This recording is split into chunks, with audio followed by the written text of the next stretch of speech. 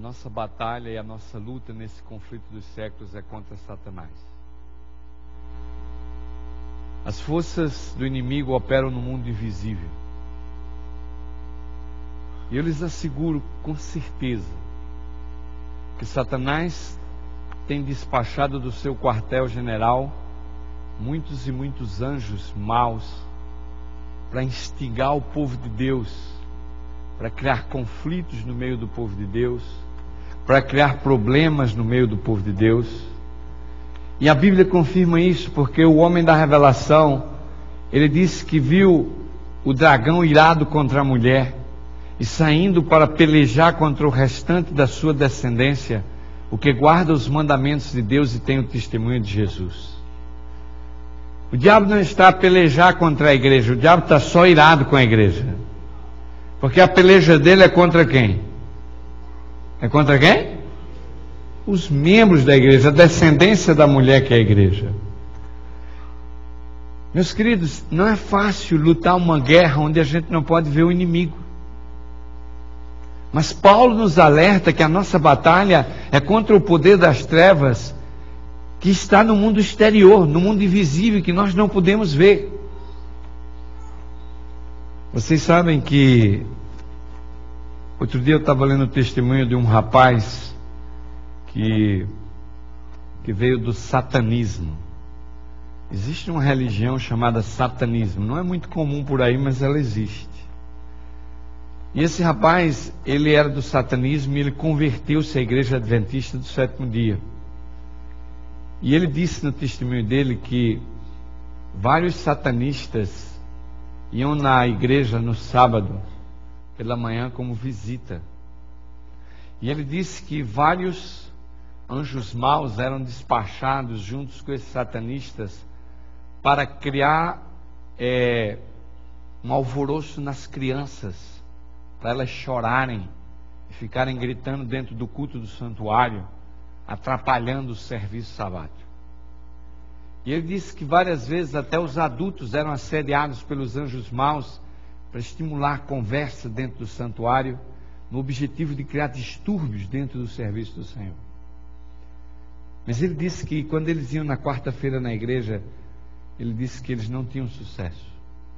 Por mais que eles se esforçavam para estimular as crianças e os pais, e mesmo as pessoas que frequentavam o culto da quarta-feira, ele disse, parecia que havia uma legião de anjos espirituais protegendo aqueles que estavam na reunião de oração, orando na quarta-feira. E ele disse, nós tínhamos um costume de ter um ritual de ir ao cemitério da cidade. E a gente chegava no cemitério da cidade e nós costumávamos desenterrar alguns cadáveres, e a gente abria o caixão daqueles que foram sepultados nos últimos 2, 3 dias, e a gente abria o caixão e colocava aromas dentro e oferecia cultos a Satanás. E eles disseram, nós subornávamos o coveiro, ele dizia quais eram as covas que haviam sido enterradas naqueles últimos 3 dias, e nós então fazíamos esse culto de adoração a Satanás no cemitério, abrindo corpos de pessoas que eram sepultadas. E ele disse, mas sabe de uma coisa? Depois de um certo tempo, a gente começou a perceber que havia alguns caixões que a gente tirava da sepultura e a gente não conseguia abrir. A gente botava o ferro com ferradura e não abria. E a gente fazia tudo e não abria. E aquilo foi começando a intrigar a gente. Porque haviam caixões que a gente abria, mas aqui e ali a gente tentava abrir um caixão para fazer o nosso culto a Satanás e a gente não conseguia abrir o caixão. Por mais que se esforçava, não abria. Depois de mais ou menos uns 3, 4 meses, aparecendo esses caixões que a gente não abria, nós resolvemos investigar de quem eram aqueles caixões. E fomos fazer uma pesquisa e descobrimos que todos aqueles caixões que não eram abertos, eram caixões de cristãos que haviam sido sepultados. E eu fiquei pensando, mas que Deus incrível esse que nós temos. Um Deus que protege até os mortos. Um Deus que cuida até dos mortos. Esse é o Deus que nós servimos. Queridos amados irmãos, nós precisamos abrir os nossos olhos para essa batalha. Para essa batalha do grande conflito. O conflito final. E nós estamos nos aproximando da final vitória. Da vitória dessa igreja. do triunfo dessa igreja. Quando nós olhamos para o livro da Revelação, especialmente no capítulo 14 de Apocalipse, nós encontramos 3 anjos voando pelo meio do céu.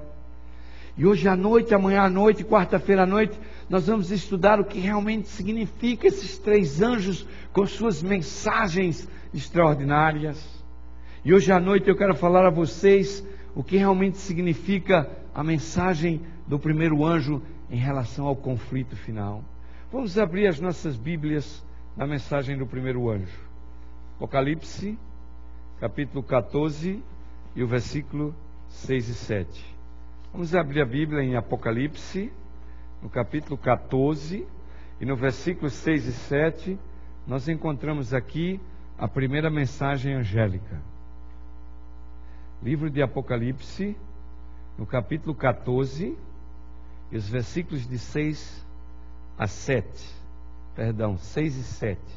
Diz assim a Bíblia: E vi outro anjo voando pelo meio do céu, tendo um evangelho eterno para proclamar aos que habitam sobre a terra, a toda nação, e tribo, e língua, e povo, dizendo em grande voz: Temei a Deus e dá-lhe glória, porque chegada é a hora do seu juízo, e adorai aquele que fez o céu, a terra, o mar e as fontes das o quê?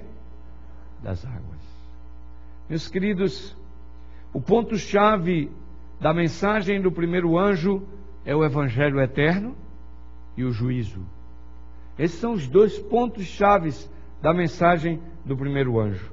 Somente uma compreensão plena do evangelho eterno pode despertar o povo de Deus para proclamar essas boas novas a todas as nações. O anjo voou pelo meio do céu tendo o evangelho eterno nas suas mãos. E o seu grito era de que a hora do juízo havia chegado.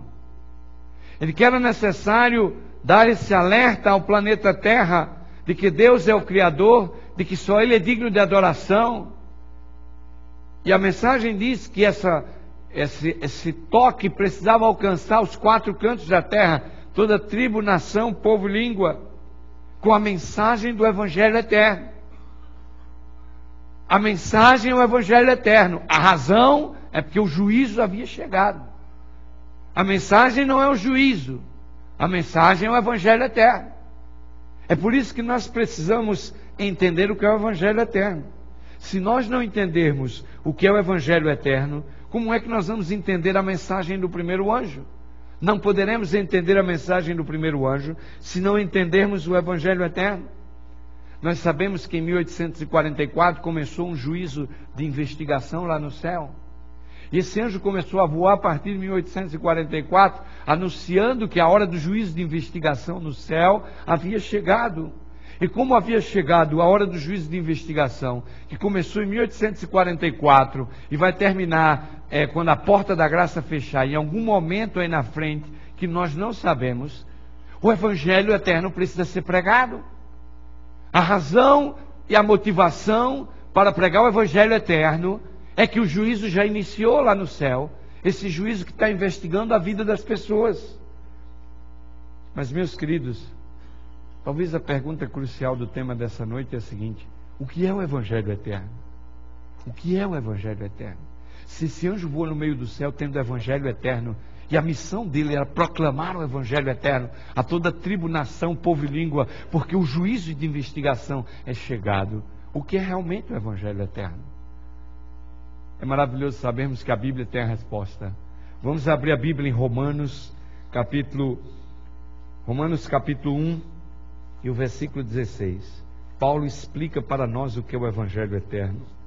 Livro de Romanos, no capítulo 1 e no versículo 16, Paulo fala para nós o que é realmente o Evangelho eterno. Vamos ler Romanos, no capítulo 1 e no versículo 16, a Bíblia diz assim: Não me envergonho do Evangelho, pois é o poder de Deus para a salvação de todo aquele que